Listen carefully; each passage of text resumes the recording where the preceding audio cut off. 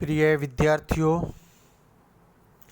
हम कर रहे हैं गोलमेज सम्मेलन का तीसरा व्याख्यान। आप जानते हैं कि आपके एमए फाइनल में जो 8th पेपर चलता है उसकी दूसरी यूनिट में यह टॉपिक है। और गोलमेज सम्मेलन के विगत व्याख्यानों में हमें गोलमेज सम्मेलन से पहले जो भी घटनाक्रम था भारत में,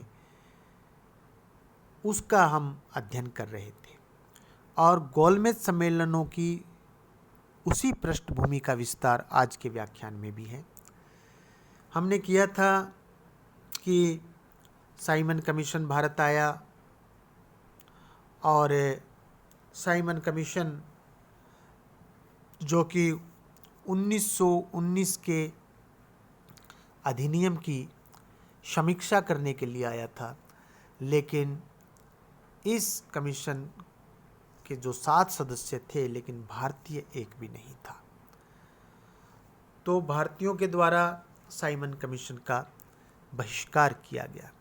उसी समय डोमिनियन स्टेट्स की बात,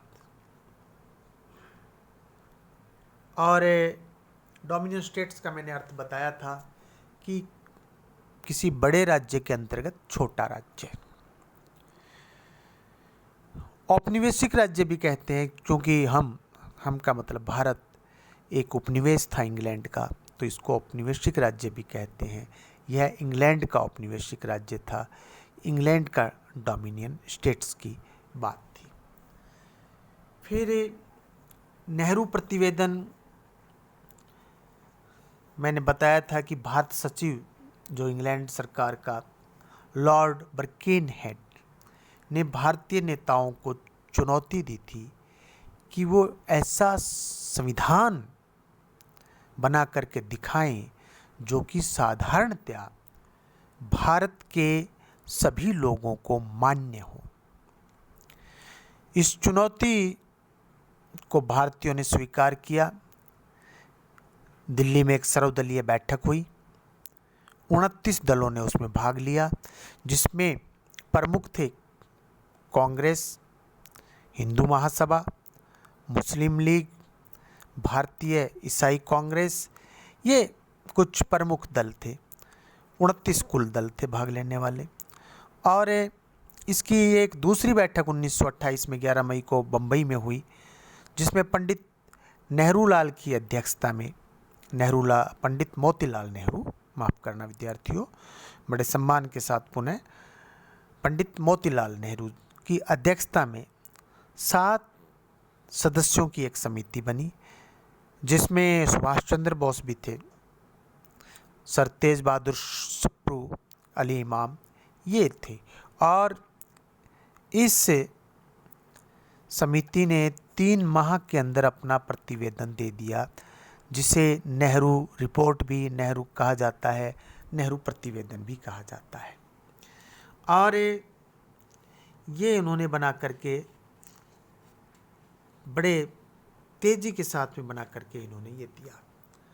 और मैं आपको बताना चाहूँगा विद्यार्थियों, चाहे उस समय अंग्रेज़ों ने इसे स्वीकार नहीं किया, लेकिन 1946 से 1949 में जो भारत का संविधान का जो ढांचा था, बहुत कुछ इसी प्रतिवेदन के अनुरूप था, तथा व्यक्ति के मूलभूत अधिकारों के संबंधित जो प्रावधान है, वह जो नए संविधान में जो ये प्रावधान आया, उसका समावेश हुआ, वो नेहरू प्रतिवेदन में था पहले से। अब विद्यार्थियों, 1927 के एक मैं मद्रास अधिवेशन की एक आपको याद दिलाना चाहूँगा कि मद्रास अधिवेशन में कांग्रेस ने अपना लक्ष्य पूर्ण स्वराज्य घोषित कर दिया था, लेकिन नेहरू रिपोर्ट में डोमिनियन स्टेट्स की बात हुई। जब जो नेहरू रिपोर्ट या नेहरू प्रतिवेदन भी जिसको कहते हैं, जब प्रतिवेदन 1928 में कांग्रेस के कलकत्ता अधिवेशन के सामने रखा गया, तो कलकत्ता अधिवेशन में पूर्ण स्वराज्य और डोमिनियन स्टेट्स को लेकर के काफ़ी मतभेद हुए और बहस हुई और गर्मा गर्मी हुई। सुभाष चंद्र बोस, जिसका सभी भारतीय नाम बड़ा सम्मान से लेते हैं, जिनका नाम सुभाष चंद्र बोस, और पंडित जवाहरलाल नेहरू, जो कि भारत के पहले प्रधानमंत्री थे और आधुनिक भारत के निर्माता भी कहे जाते हैं, ये दोनों उस समय यंग थे और उस युवा वर्ग के नेता थे जो डोमिनियन स्टेट्स के विरुद्ध था तथा तत्काल पूर्ण स्वराज्य के लक्ष्य का अनुमोदन करवाना चाहता था।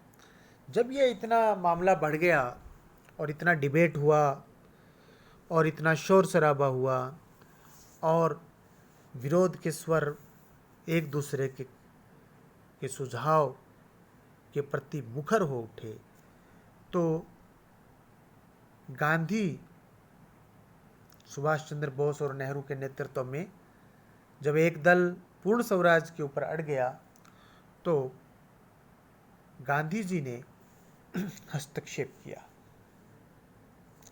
और उन्होंने एक समझौता करवाया दोनों पक्षों में, पूर्ण स्वराज्य वाले और डोमिनियन स्टेट्स वाले, औपनिवेशिक राज्य वाले। समझौता हो गया जिसके अनुसार ब्रिटिश सरकार को 1 वर्ष का समय दिया गया और चेतावनी भी दी गई कि यदि 1 वर्ष के भीतर नेहरू प्रतिवेदन में प्रस्तावित संवैधानिक योजना को स्वीकार कर भारत को डोमिनियन स्टेटस न दिया गया, तो कांग्रेस पूर्ण स्वराज्य से कम किसी बात पर समझौता नहीं करेगी तथा आंदोलन छेड़ने पर बाध्य हो जाएगी। ये गांधी जी के हस्तक्षेप से दोनों पक्षों में ये सुलह हो गई और अंग्रेजों के पास में उन्होंने अपना जो है वो जो अपनी तरफ से बात थी वो भेज दी। 1929 में इंग्लैंड में लेबर पार्टी की गवर्नमेंट बनी, श्रमिक दल की सरकार बनी और प्रधानमंत्री का पद संभालते ही रेमजे मैकडोनाल्ड ने आशा व्यक्त की कि भारत में वर्षों में नहीं अपितु महीनों में ही एक डोमिनियन के रूप में राष्ट्रमंडल का समान सदस्य बनाया जाएगा। जो भारत का गवर्नर जनरल था उस समय, लॉर्ड इरविन, ने भी डोमिनियन स्टेट्स की प्राप्ति को देश की संवैधानिक प्रगति का स्वाभाविक लक्ष्य माना था। किंतु थोड़े समय बाद सरकार के जो वायदे हैं कुछ कमज़ोर पड़ने लगे। महात्मा गांधी ने वायसराय इरविन से भेंट भी की, लेकिन कोई रास्ता नहीं निकला। ब्रिटिश सरकार ने नेहरू प्रतिवेदन और डोमिनियन स्टेट्स की मांग को ठुकरा दिया। चूंकि कांग्रेस के प्रस्ताव के अनुसार 1 वर्ष की अवधि के भीतर यह मांग स्वीकार नहीं हुई, अतः अब प्रतिगत जो प्रतिवेदन है वो अब व्यपगत हो गया और इसके साथ ही कांग्रेस भी भारत के लिए डोमिनियन स्टेट्स के लक्ष्य को स्वीकार करने के लिए बाध्य नहीं रही। दिसंबर 1929 में कांग्रेस का अगला लाहौर अधिवेशन हुआ तो युवा आकांक्षाओं के नेता पंडित जवाहरलाल नेहरू को उसका अधिवेशन का अध्यक्ष चुना गया और पंडित जवाहरलाल नेहरू के सभापतित्व में 31 दिसंबर 1929 को ठीक आधी रात के समय, जब एक नया वर्ष जन्म ले रहा था, रावी नदी के किनारे बड़े उत्तेजनामय वातावरण में कांग्रेस अधिवेशन ने ऐतिहासिक स्वाधीनता प्रस्ताव स्वीकार किया। विद्यार्थियों, इस बात को दोहराऊंगा क्योंकि यह भारत के इतिहास के पन्नों में बहुत महत्वपूर्ण लम्हा था। जब दिसंबर के महीने में लाहौर अधिवेशन रावी नदी के किनारे, और उस अधिवेशन में अध्यक्षता पंडित जवाहरलाल नेहरू, सभापतित्व पंडित जवाहरलाल नेहरू के पास में, और वो युवा नेता रात को 12 बजे रावी नदी के किनारे हुंकार भरता है। कांग्रेस के द्वारा यह प्रस्ताव स्वीकार किया जाता है कि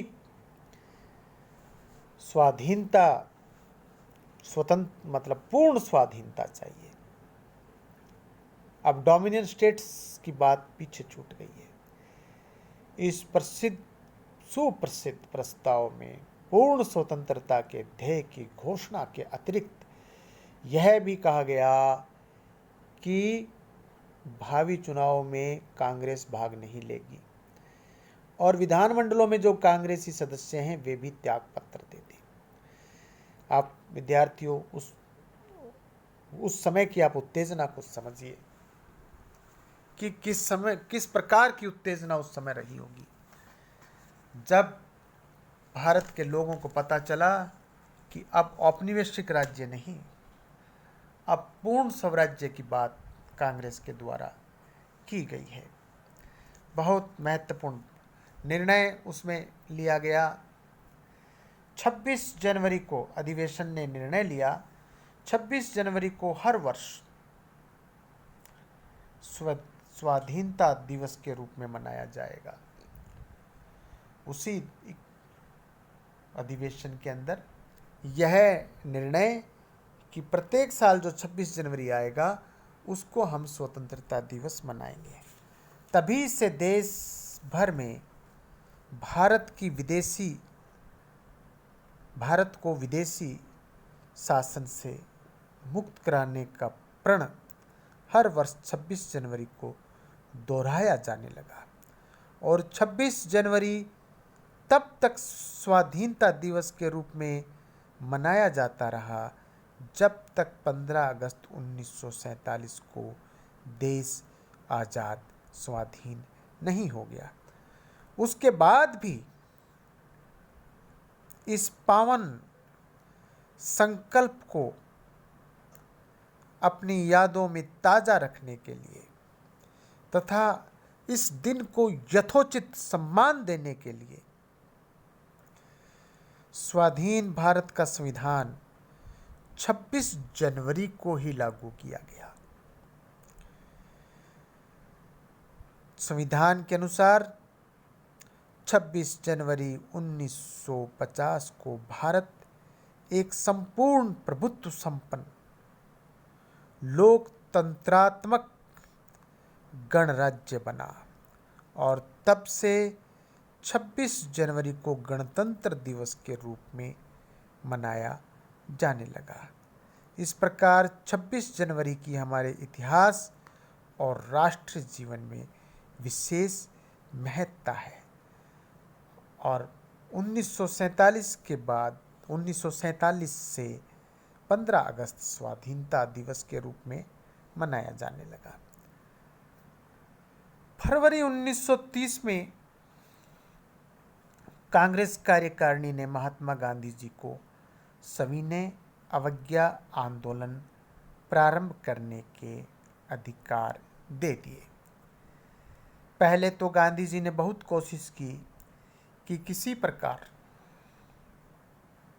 प्रकार आंदोलन की आवश्यकता टल जाए, आंदोलन ना करना पड़े, टकराव ना हो और वायसराय जो उस समय भारत का था वो कांग्रेस की न्यायोचित मांगों को स्वीकार कर ले।